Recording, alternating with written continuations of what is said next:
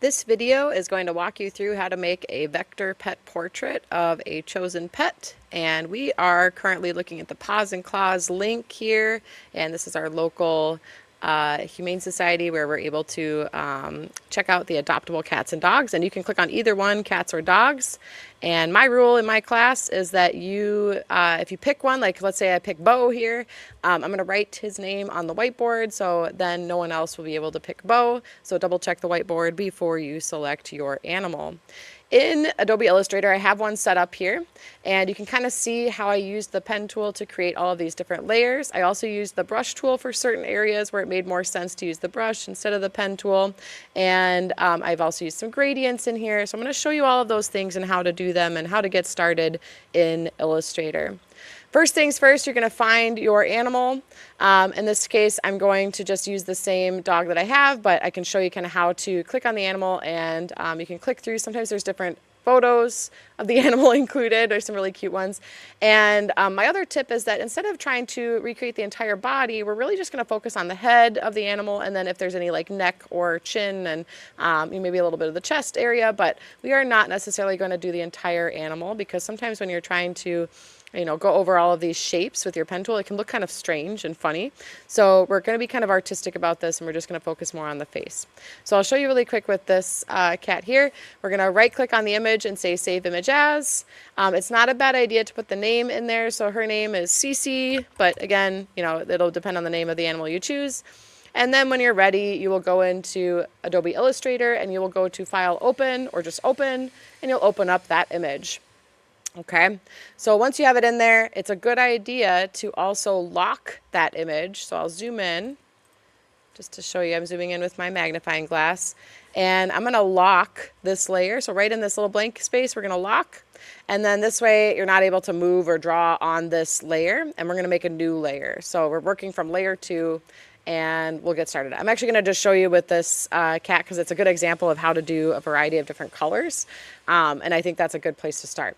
So my first step of the process is to find the big shapes. So big shapes are definitely going to be like starting with the face. Looking at it, I would say probably starting with a gray color. Even though there is some white here, I'm going to put in the white later. I'm going to start with gray, and I can always go in and add my orange and my black as needed. So I'm going to find my eyedropper tool. Eyedropper is right here. Go ahead and click on, trying to find that gray, middle gray color. Kind of that color. That looks good, and I can always change that later.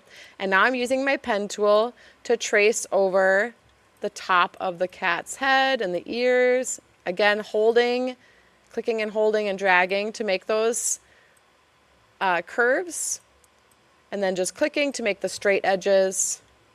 So most of this is curved, but there's a few straight edges in here, and I'm just doing the face. I'm not going to worry about the whiskers. Just kind of doing the outline. I'll do the chin here too, because we're just doing the big shapes first. So big shapes first, then as we go, it'll be smaller and smaller shapes. Now, obviously, I don't want to take up too much of your time with this demonstration, so I'm only going to show you part. If you ever get stuck like this, let me zoom in so you can see. Sometimes students get stuck like this, and they're like, wait, how do I get out of that? You just have to click on that point, and then it'll let you continue onward. And then if you can't see what you're tracing, again, sometimes just dropping that opacity down ever so slightly can help.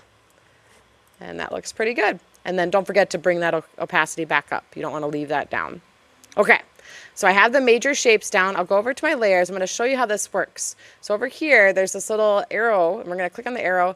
That path that we just made is the head. So I'm going to turn that layer off. I'm going to leave that top one on, but I'm going to turn that one off so I can see what next piece I'm going to do. I'm going to do the white area next. So instead of just clicking and selecting white from here, I am going to use the eyedropper. So eyedropper again, I'll select this white. Notice how it's not actually pure white. It's kind of an off-white. And I'm going to click and create that white layer. Again, being artistic with it, so you can kind of select the areas that make the most sense. Like here, it's kind of jagged. I know it does kind of fade out a little bit, but I'm just tracing over all of the white for the most part within reason. It's not going to be perfect, and that's okay. Now we're going around. I think I'll just kind of go this way, and then I'll do a separate shape for the chin. Let's just go all the way this way. I'm going to make this a little bit more transparent so I can see where I'm tracing. There we go. And click on that last point, bring the opacity back up. And now I'll turn on that other layer, and you can see we're already starting to build the shapes that we need. Next, I'm going to show you the eye, and I'll also show you how to adjust layers as needed. So I'm going to grab my eyedropper here. Let's start with the black of the eye. So I'm going to start with black, and we're going to create this circle with the pen tool here. It's going to kind of cover up the eye, and that's okay. And that's actually pretty good. All right, I'll turn off that layer so now I can see the next color. I'm going to grab that eyedropper. Let's grab some green, that greenish color.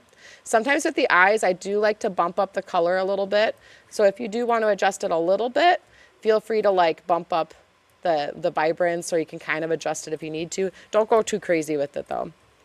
Okay, here is the colorful part of the eye. And there is a little bit of a gradient in there, so we'll talk about that as well. And we'll go right about there. Okay, so I'll turn that off. I'll show you the gradient in a minute. Next up, we have the pupil. I'll select the pupil, color, and this will kind of blend in with that black outline, which is fine. And last but not least, we have our highlight, and this is where we're going to use the brush. So I'm going to click on the brush. A lot of times it's going to give you this little like nose symbol. That means we have to make a brush. If you don't see your brushes panel that looks like this, sometimes it's off to the side, you can go to Window and then Brushes, or press F5 on your keyboard. We're going to click on the plus sign here. I'm going to click OK, and then I'm going to make a brush. I'm going to do 1 point, but you could even go smaller than that. I'll click OK. And I'm going to select white as my stroke color because that is pure white. You could sample the color, but I know that highlight is white. And then I'll just go ahead and draw this little highlight. There's actually 2 of them there, and there isn't really a highlight over here aside from this little bit of a white edge. Now I'm going to turn all of these on. I'm just clicking and holding in this space to turn all of the eye icons on. And you can see there's my first eye. And from here I could make those adjustments. So I know I'm going to use this direct selection tool right here, the little filled in white arrow. I know that this connects with that black because if I turn those off and we look at the bottom layer, like there's no gap in between the pupil and the outline of the eye. So you want to be careful and kind of double check your reference as you're working so you don't get too far off. So I'm just going to drag this up so it matches up, with that eye. It's a little closer there.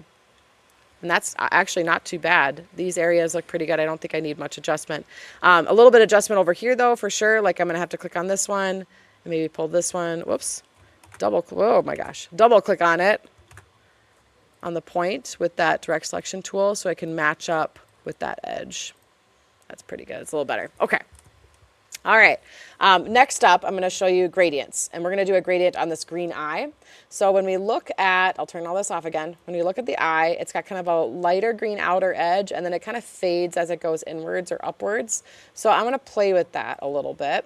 And we're going to grab the eye, we're going to go to properties, I'm going to click on the fill, and we're going to choose a gradient fill. And all you have to do is just click on that gradient and it'll apply it. And already that's looking pretty good actually. If you want to play with the colors though, you're going to double click on those points. And here's where you can kind of customize a little bit and play around with the colors. You can adjust, a little more red or a little more lighter. I'm going to go a little bit more yellow there. Just goes a little more yellow. And then this color, we're going to go a little more green. And I can always use, we're going to go dark green here, or like a hunter green. Yeah, that's pretty good. You can always use the reference to kind of refer to that. Now this is more of a linear gradient, so I'm going to actually change it to a radial, and we'll see what this looks like. I actually kind of like that, except the lighter part is in the middle, so we need to reverse these. So I'm just going to pull this one over here, pull this one over here. We're just going to reverse that, and I might actually make this a little darker in the middle. You can also play around with the placement of all of that too. I actually really like that. I think that's really good. You can edit the gradient this way as well by just moving the pieces. So I can kind of mess around with, where do I want the darkest area? I kind of want it more towards the top. And I might expand that out a little bit too. There we go, something like that. I like that. Now is a great time to save your work.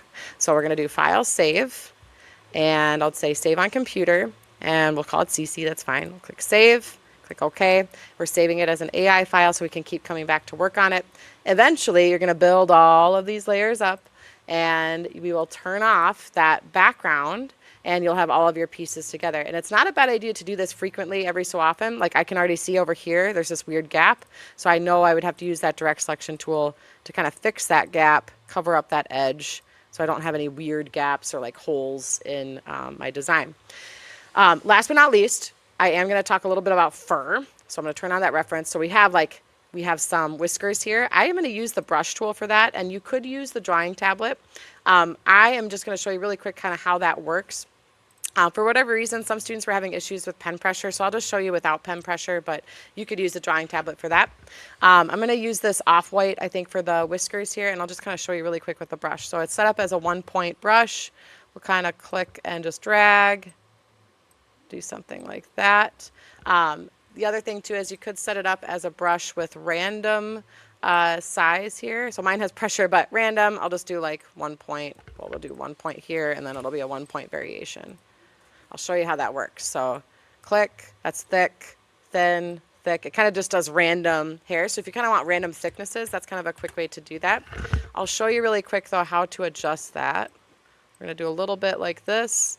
If we click on the stroke here, we'll go to properties, and you can drop down the stroke like so. So if you click on your line, you can reduce the stroke as much as you need to. And then I'm going to go ahead and turn all these layers back on. And you can see how I've made the little whiskers. Now, whiskers and hair, fur texture, those all come later. Okay? Don't forget to save your work. And then you can come back and continue working on it.